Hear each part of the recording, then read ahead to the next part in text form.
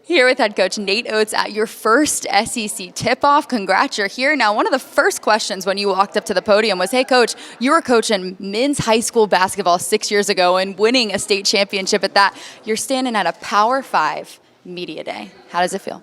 We usually call it boys basketball back in high school, not men's. Yeah, but no, we won the state championship back in Michigan in 2013, so it was 6 years later. I'm here. It feels great. I mean, kind of a little bit dream come true. Don't really plan on doing this, to be honest with you. Just do a really good job where you're at and what you're doing, and all of a sudden you get a few breaks in life, and next thing you know, I'm at Alabama. Your tenure at Buffalo shows that you do deserve this at this point. And now we're going to head into basketball. Talk a little basketball for you. You have had a couple of injuries, Juwan Gary and James Rojas, but you've talked about the freshmen who have just come ready to work. Talk about Jaden Shackelford in specifics. Yeah, I mean, he came in really ready to work. I think he came in as ready to play Division I basketball as any freshman I've coached. He's been great. His body's was really ready to go. He's been able to kind of not even endure, but like make it through and attack all these practices where a lot of freshmen kind of get shocked by him. But he's also really skilled. I mean, he can make shots and he's physical. He can guard.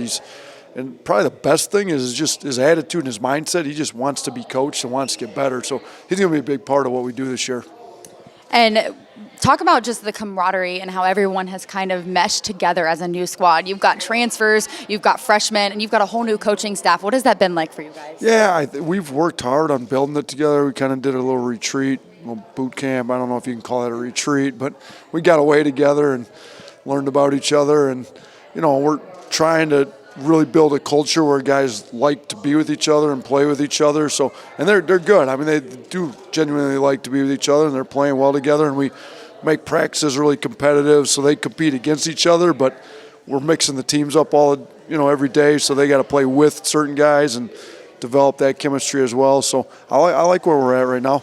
And you talk about changing the culture. We've talked about a lot about that, max effort, player development, but specifically the pace of play, playing faster. And you mentioned when you were at Buffalo, you led the country in transition points per game. What has that change of pace been like in practice? Yeah, I mean, we got to get them used to it. I mean, they say they want to play fast and they want to score points and all that, but when you actually make them sprint every time, it's not as fun then, so we got to make them play faster, make them play out of their comfort zone.